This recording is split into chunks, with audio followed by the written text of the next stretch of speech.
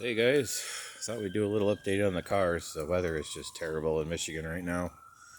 And then you probably hear the sirens in the background. We have several prisons in this town and they're always rushing some inmates getting hurt or something. Typically, been a lot of COVID cases around here too lately. Anyway, yeah, so it's April, but it's snowing.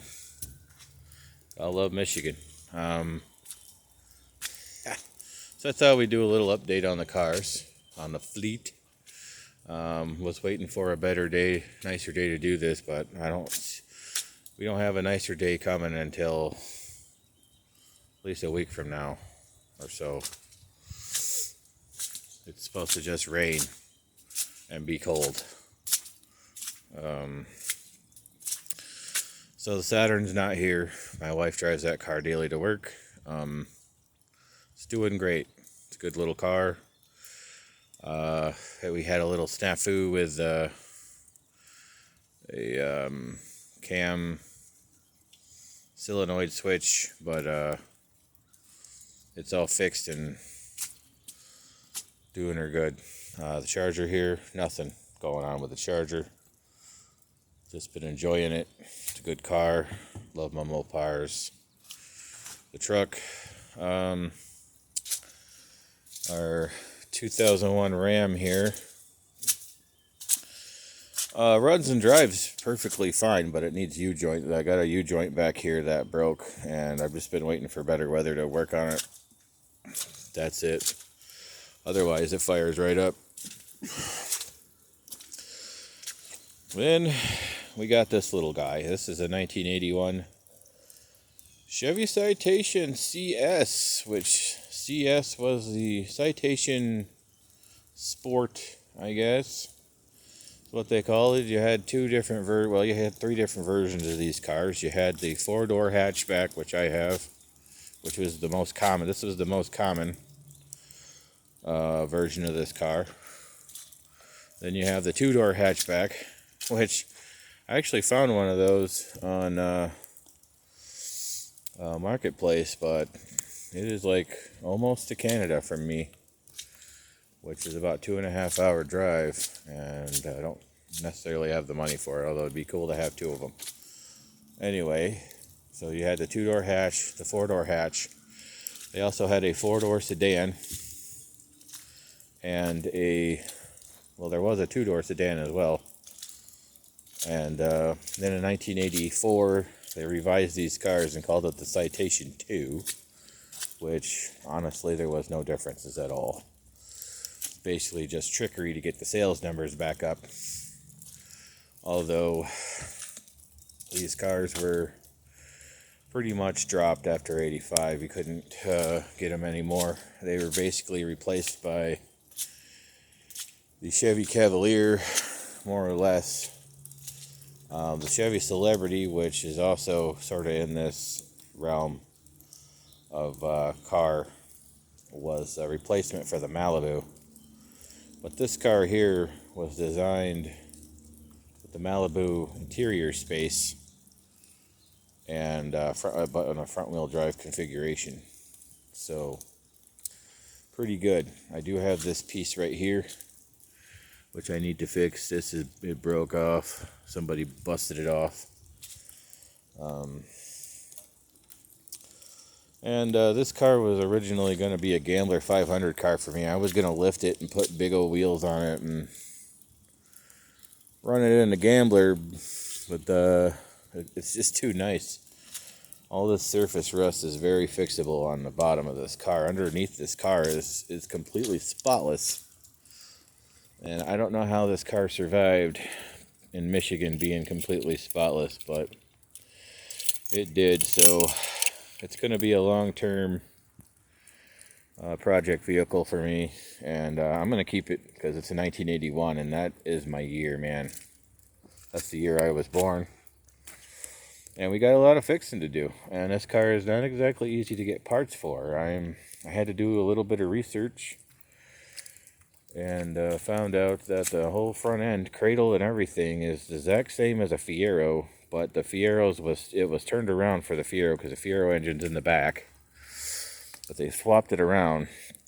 But it's the same motor and transmissions as this, so I'll probably be hitting up some Fieros for some bits and pieces.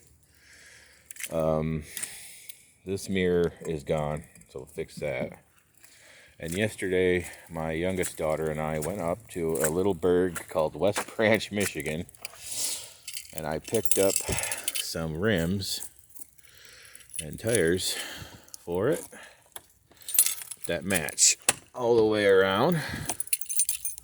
Bear with me, this lid's heavy and the little shocks don't work, but there they are. So those wheels, ooh, that's heavy, especially with all that slushy snow on it.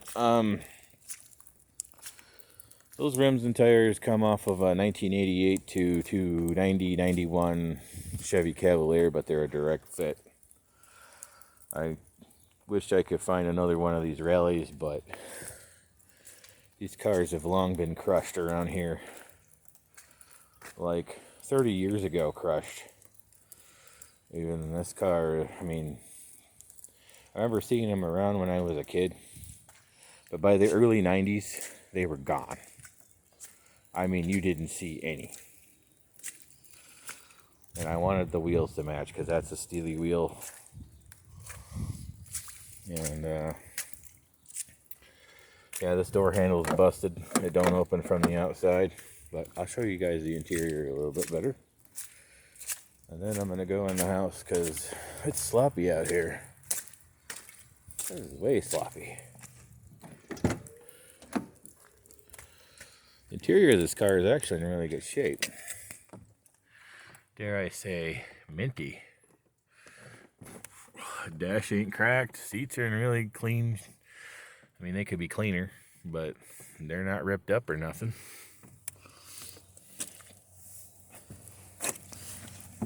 Oh.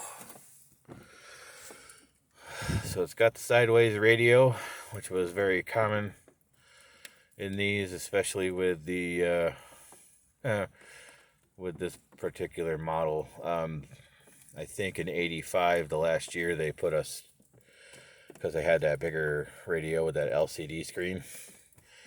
So that was a standard looking, but this very, very Chevy Nova like right here. Because like I've said before, these cars were rushed. They were getting their butts handed to them by Ford and Chrysler and the Japanese automakers, getting to the race with these fuel efficient front wheel drive cars, because we were going through an oil crisis at the time. And yeah, so it's got the classic Chevy steering wheel from back then. It's a Citation in the middle, and you got your sweeper and the cutout for what should be a clock, but it isn't there, and then your fuel gauge. That's it. And this car's got a lot of really old gas in it that I have to get out of it. But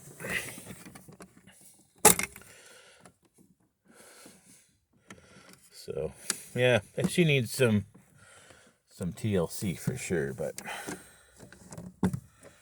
even has the original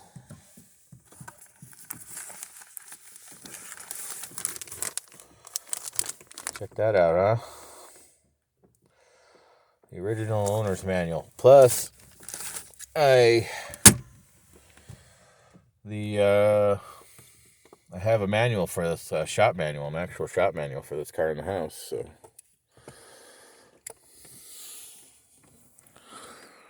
back seat, guy put a Napa alternator in it, but he unfortunately didn't tighten it down. So yeah, cool little car. I think we're just gonna, I want to fix this car up in a mechanical way. I'm not gonna leave the body. I'm gonna leave the body alone,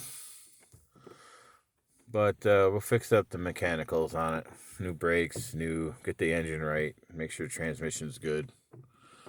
All that stuff. Needs a windshield. I do not know what happened here. It's got a big spider web right in the middle, so it kind of looks to me like somebody got angry and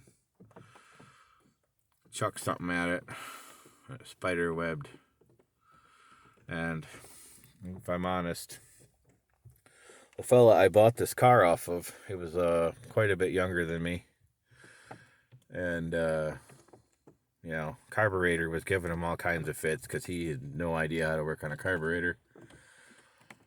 And he just seemed very frustrated with his car, so I wouldn't be surprised if that was from him blowing off some steam. Looks like it had an oil change not too long ago, because I got a sticker that's reading 4/19/22 for the next oil change at 45,000 miles. The car shows 40,972 miles. I don't know if that's correct. I would say 140,000, but the pedals aren't all that worn out, so maybe it is, and it is in a pretty decent shape. So, could be 40,000 miles on this car. I don't know. Possible. I wouldn't say it had more than 140, though. It's too nice for that. It's got a lot of funny little problems, like this here is blown out. You know, stuff like that. Gotta fix that door handle over here so I can get in and out of the driver's side. But with that, we're gonna call this a video because it is nasty out here. It's starting to rain now. The snow is awesome. Snowman stuff right there. All right, guys. Everybody have a good one. Bye.